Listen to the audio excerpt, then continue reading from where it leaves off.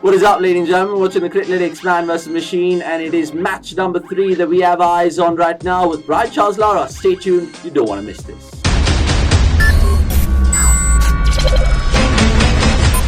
Yep, we're back with another episode of this Man vs Robot. In other words, Lara versus Criclytics. We'll get on the former right now. Brian, how do you do? Because these games come thick and fast. Have you had a good night's rest? Yeah, I had a little rest. It's great that the evening game, so you get a bit of time to rest throughout the morning period. And I'm fresh. I'm ready to go. It's only day 2, and after what day 1 promised, I think it's just going to be amazing going to work and experiencing these wonderful clashes. Yeah, another 58 of these, so to speak. So let's get straight into, of course, match number 3. It's a tight one, this. It's Sunrisers Hyderabad against Kolkata Knight Riders. Now, earlier, of course, we picked your brain about the top 4, and you had SRH in there, but no KKR. Why is that?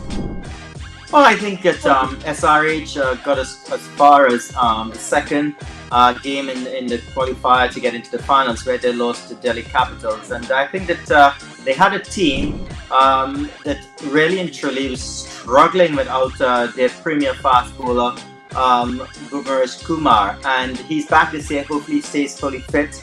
And I just like the outfit. I think, they may not have all the big stars as the Mumbai Indians, but they have guys that are efficient and guys who can get the job done. And I feel in all departments of the game, they got those players up front, in the middle, the all-rounders as well, and they've got, of course, the amazing leg spinner Rashid Khan, which, of course, is going to be a telling factor throughout this tournament.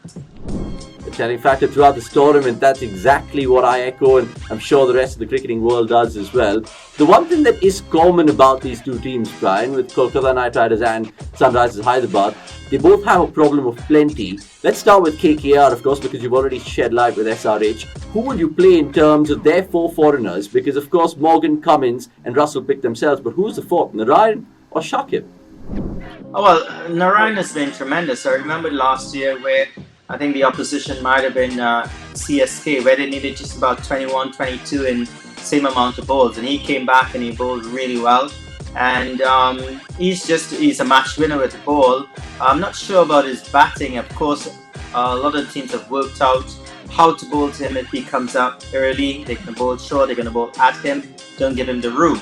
But he's a match winner with the ball, definitely. Now, I mean, it's a strange thing, you know. I felt that the captaincy replacement last year, Dinesh Karthik coming out and Owen Morgan coming in, I felt that his spot, Owen Morgan, is the spot that's up for grabs. When you got Ferguson and you've got the Australian fast bowler in there, you've got also Andrew Russell, Sunil Narayan. If you put an overseas player as captain, you sort of select and close down one spot.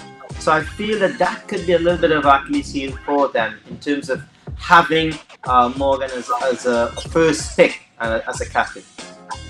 Yeah, food for thought that. The fact that Owen Morgan has been a tactical, astute leader himself, winning the World Cup for England. That's why they've instilled faith in him. Let's now, of course, pick the brains out of you with regards to any orange cap contenders or be it purple cap contenders. You, of course, hinted on Rashid, but these two are filled with superstars. What do you reckon, Brian?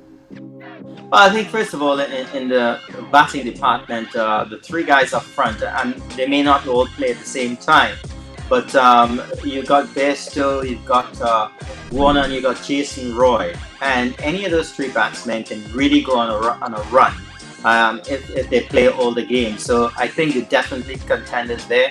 Rashid Khan is going to be a bowler that a lot of teams are going to try to keep him out. So it's going to be tough to see him get the purple cap, consistently getting wicket. But if you're talking about economy rates, he's going to be definitely the best in that department. So Bhuvnesh Kumar, capable. If he's fit and playing, he's a wicket taker. You saw how potent he was as a force for India against England. I just love his style of bowling. Yeah, that was Brian's 1-minute pitch, and some immaculate points there, because of course those are the ones to watch out for. Fire at the top of the order for SRH, and of course the bowlers like he mentioned. So let's now get into the business side of things in terms of Criclytics Man vs Machine, because you were chuffed with, of course, getting it right in game 1, and we'll move on to game 3 because of course this is where it matters. So we'll get straight into the batsman selections. It's simple. Is it going to be Shubman Gill, the flashy, flamboyant Indian youngster, or is it going to be David Warner, the Goliath of the IPL? The irony there says it all. Warner, of course, is being backed by Criclytics. Do you agree with the machine?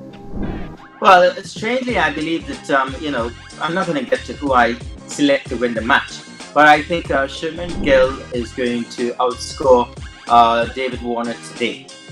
That's my choice. I'm going against Criclytics, going against the machine, and I think that I'm going to be right. Yeah, I think you're going to be right with regards to how many you got right so far, and it's good to know that. Let's move on then to, of course, the all-rounders, and this is a real key one because I'm interested with two big West Indians, Jason Holder, Andre Russell. That's contradicting in the Criclytics perspective, Brian, because Holder, I reckon, is going to take more wickets, but Russell's going to be getting more runs. Do you agree with the machine here? Well, if they both get an opportunity to show what they're capable of with both bat and ball, I have Jason Holder controlling the entire game. He's a steadier batsman, a more reliable batsman.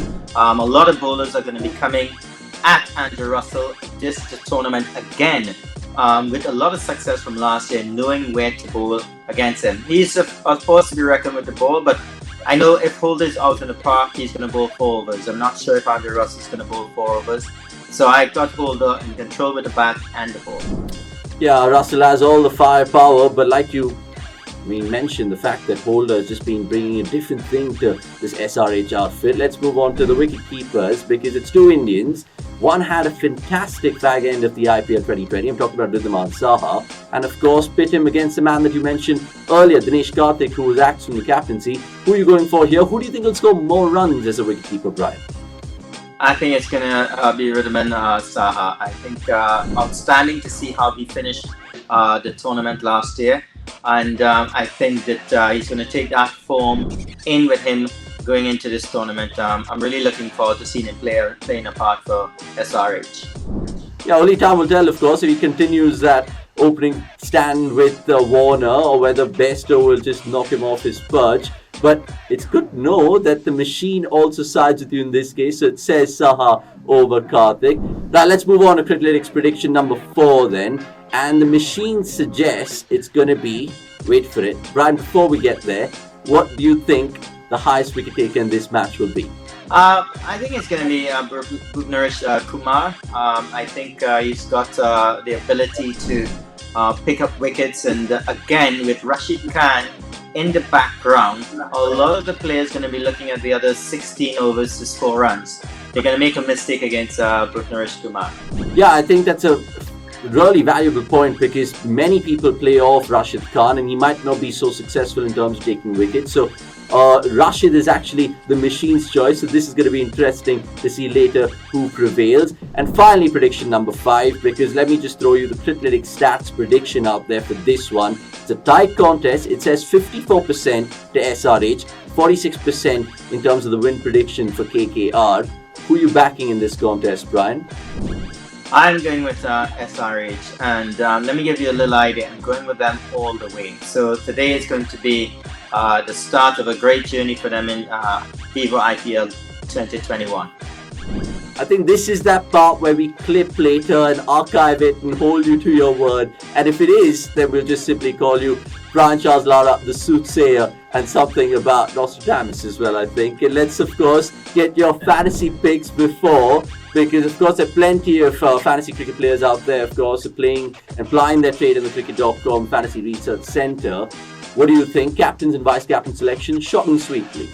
It's going to be Bhuvnesh Kumar and Rashid Khan. Okay. Bowlers, it's going to be low scoring, of course. It's another game in Chennai. And of course, you mentioned Rashid Khan and Andre Russell. And just for the benefit of Criclytics, because it adds a very cool tool in terms of matchups, right, Brian? So, of course, there are going to be 2 matchups. I just want a quick perspective on each. First is Rashid against Russell. He's got him out thrice, is what the machine says. How do you think this key battle will unfold? Rashid Khan all the way. Rashid Khan all the way. It's surprising to go against your compatriot. That's fine. That's a cricketing acumen that you have. And what about Warner versus Narayan? Would you side with your countryman here or would you go with Warner? I'm going to go with Narayan. Okay, the numbers actually suggest that Warner has had the edge over Narayan, but that's how we do it in Man vs Machine. It's been fun talking to you as ever. We're going to hold you, of course, to your predictions, Brian. But until then, have a great time. Thank you.